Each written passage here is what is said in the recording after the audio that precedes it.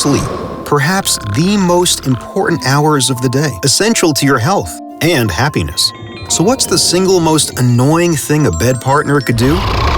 Snoring. So what is snoring, and what can you do about it? When you snore, airflows struggle to make it through your airways. They pass relaxed tissues in your nose and throat, causing vibrations and a harsh sound that can be as loud as 90 decibels, the volume of a chainsaw. Snoring occurs at all ages and can have various causes. Because you're a back sleeper, making your tongue, uvula, and soft palate fall back into your throat. Or because of weak muscle tension, due to exhaustion, and alcohol or medicine use. Your throat can be thickened due to irritation from smoking or overweight.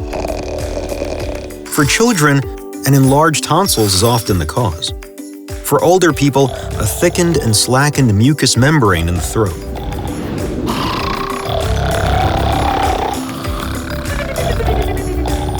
There are certain measures that help you reduce snoring, like changing your sleeping position from the back to your side. Try to quit smoking, lose weight, or make some other lifestyle changes. But don't underestimate the problems of snoring and contact your doctor to find out the underlying reason. Do not let snoring disrupt the quality of your sleep and that of your partner's.